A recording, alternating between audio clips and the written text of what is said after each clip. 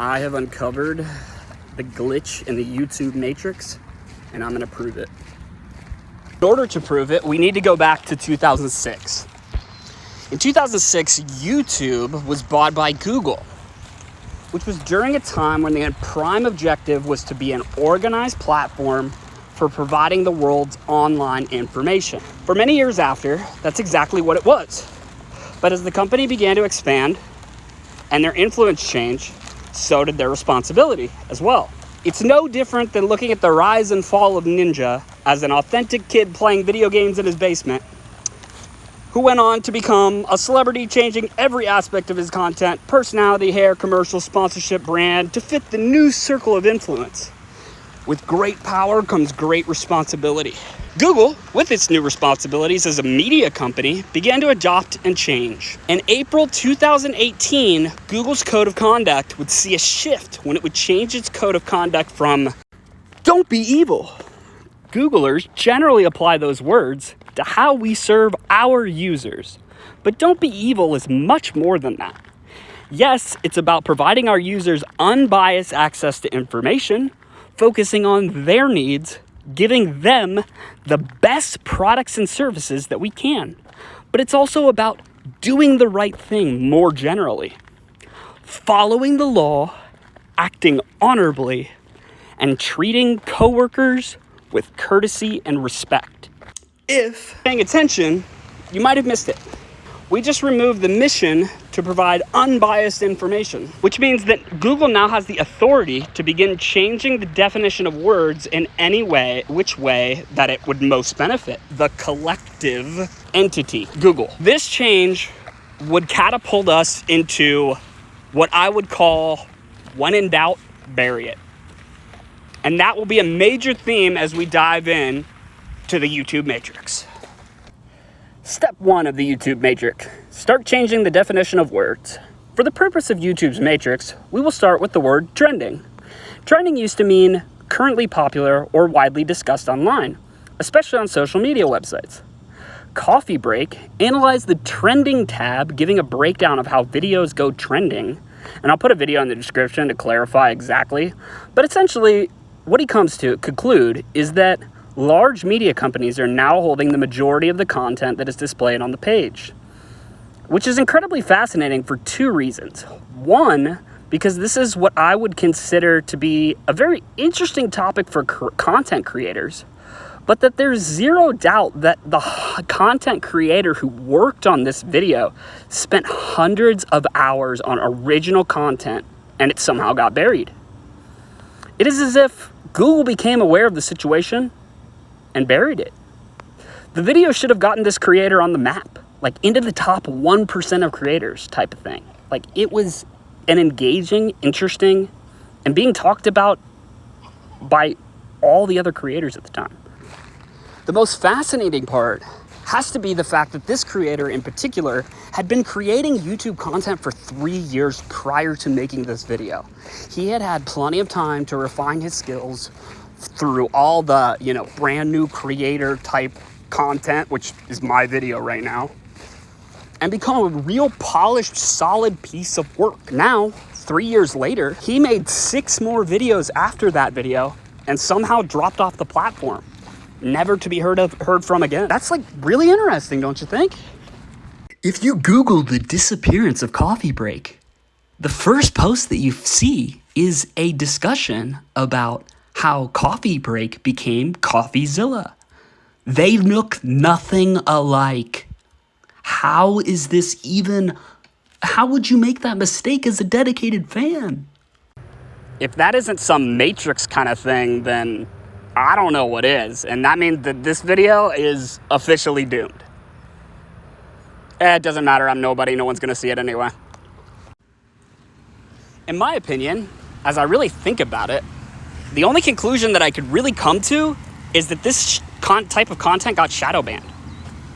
It got shadow realmed in May 21st, 2019. So what type of videos were popping off at the time? Who was the next rising star creator? Well, it turns out it was content included kids content surrounding the giving away of money for random challenges. So engaging, interesting content is being substituted for content with zero substance. And what I mean by that is, after watching a coffee break video, you might think about it afterward, or like have some follow-up questions, or like it might spark a conversation. But the content that's being promoted at the time is classified as entertainment value, no controversy, no conversation. Right after coffee breaks video went super kind of viral before Google shut it down, Google had to find something to substitute. And what they ended up choosing was a Mrbeast video of him giving away $10,000 to someone who ate a ghost pepper. Oh. This shift away from coffee breaks type of content was a way for Google to steer the conversation away anything that might start to unravel the matrix. If you don't believe me, how many times does someone on YouTube come up with an interesting topic that ends up with 10 creators entering their own opinion on the discussion for two reasons: to maintain relevancy on the trending topic, in fear that the topic making another creator pull away with some of your audience, but also to inform the people following the conversation on the significance of the topic and your opinion. This has been going on with mainstream media for years, and it's not going anywhere.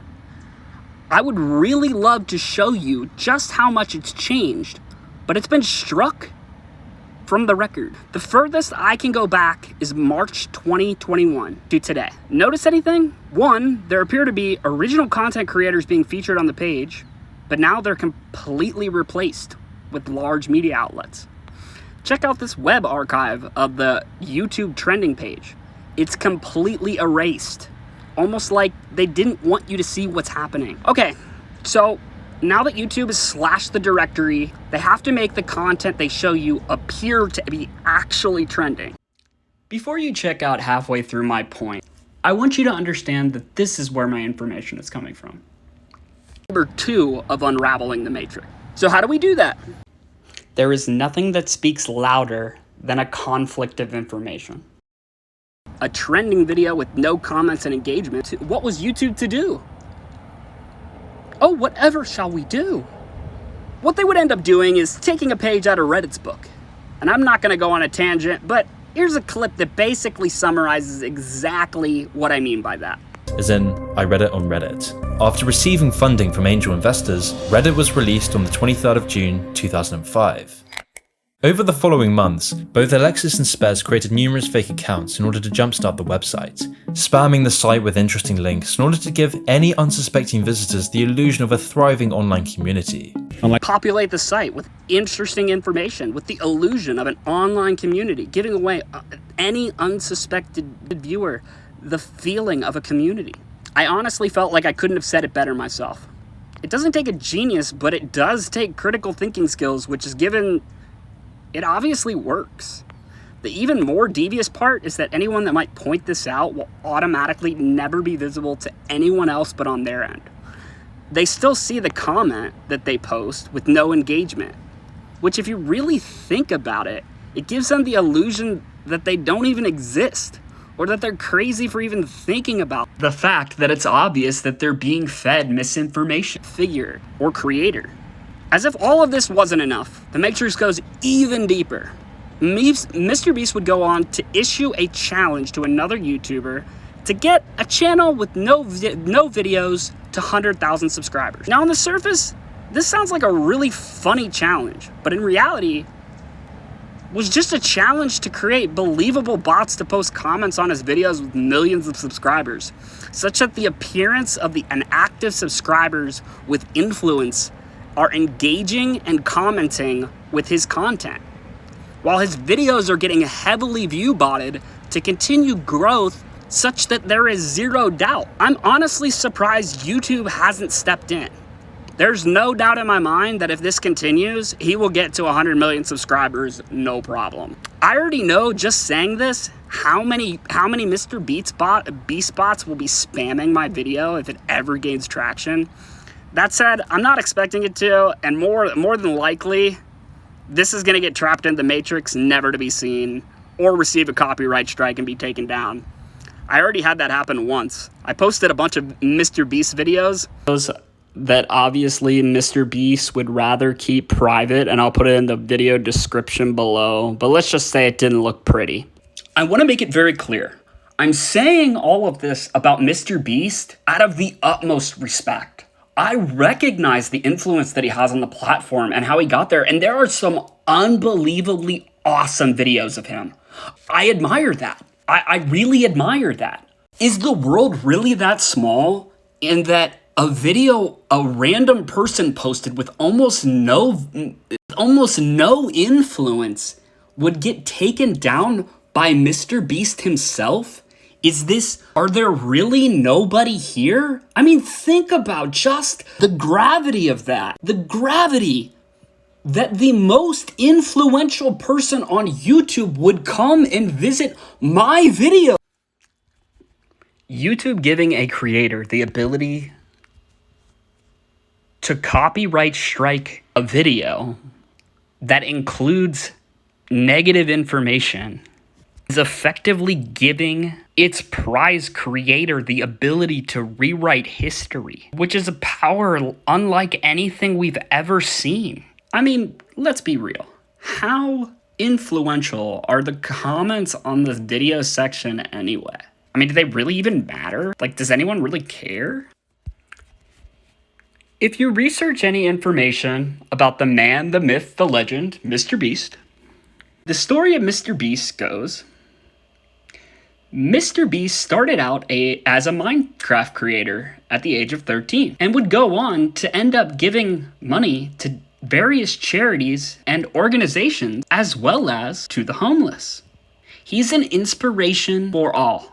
He grinded 10 years in order to become the sensation that he is today. What they don't include is the 6 years of content that was all taken down of him tracing trends and saying things that would 100% get him canceled right now. And the reason I know this, in my search for how to grow on YouTube and create a channel, I figured it only made sense to start with the creators that made it big and try to figure out what I could do to emulate it or somehow use that information in order to create a platform. I've always wanted to do YouTube, and that's something that, like, I always felt like the barrier of entry was so high that there was never a chance. So I just didn't make videos. And instead, I chased a dying esports dream to become the best Halo player and fell flat on my face. But I digress. The main point of all of this is that Google has the ability to censor anything now and appears to only care about the interest of their prize creators and no one else.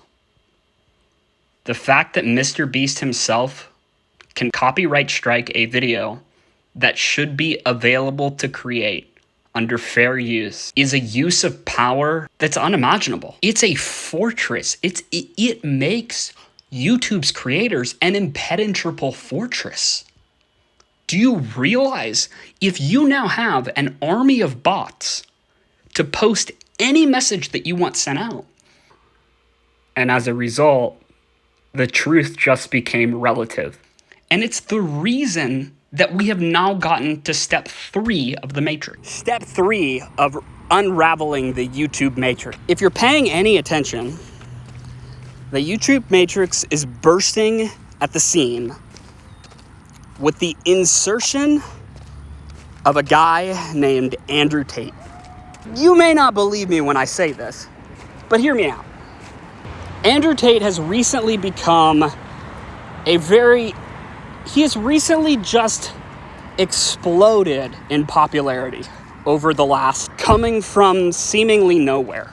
It's because he is creating content that borderlines what would normally get canceled on YouTube. And I think this is very important because it helps expose the reality of what Google did when they changed their code of conduct to stop making it their mission to promote unbiased content and turned towards the trajectory of becoming a media company. And here's why. Andrew Tate, in his new explosive controversial statements like, women can't drive, I wouldn't trust a female driver, men drive better than women, that would end up consuming the last 2 weeks of YouTube, if you've paid any attention. And it is the first type of content that actually shows the dynamic between the influence that the chat has when it relates to comment and interaction with the content creator. And here's why I say that, and I'll explain that further. So if I make a video and I say things that you don't agree with, what you would expect the comment section to look like is a bunch of people hating on me because they recognize that it's insensitive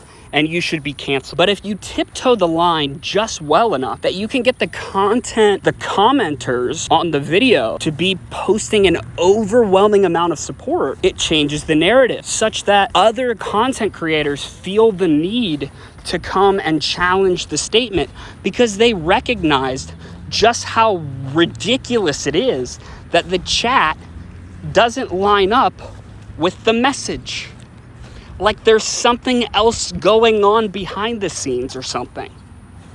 Which is what's been going on with Mrbeast videos forever. And it's this. It's that if I create a video such that even if I'm providing false information, but the chat agrees with me, then I am right. And that becomes truth. It's the first time since the change in Google's code of conduct that creators are finally upset and outraged at how ridiculous it is when a creator is pumping out information that's obviously not true. YouTube is not only allowing but promoting, despite the fact that their message is false. And it's because there's a hidden motivation behind it.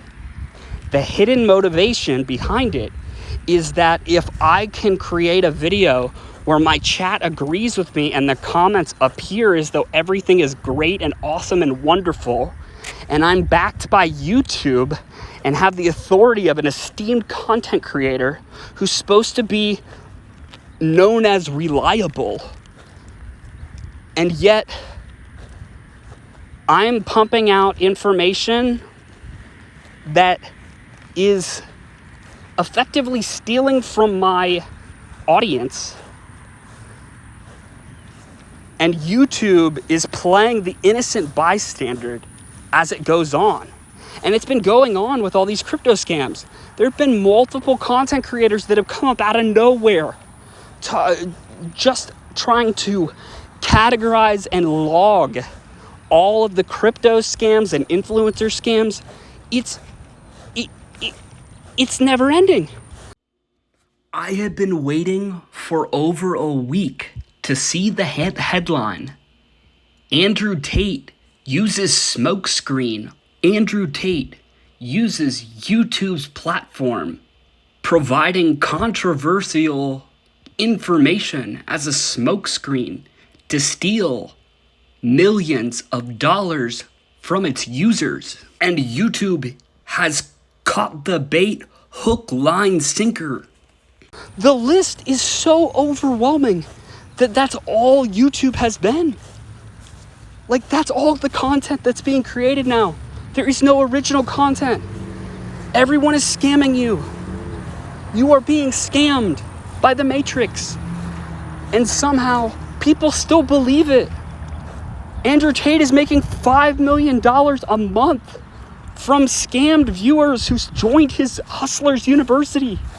And you're making the statement, from my personal opinion, that I have a raging success business, which he does because he's making $5 million a month by creating a pyramid scheme being promoted by a platform targeted for children, while simultaneously only talking about the controversial issues that he's bringing up that have literally nothing to do with it or any of his motivation as to why he's on the platform. If you made it to this point in the video, I know what you're all thinking. Everybody knows that YouTube was built on the foundation on how to hack life, and that Andrew Tate is just YouTube's update of a GTA 5 DLC paid expansion. Missions include how to become top G. Who doesn't want that? Duh.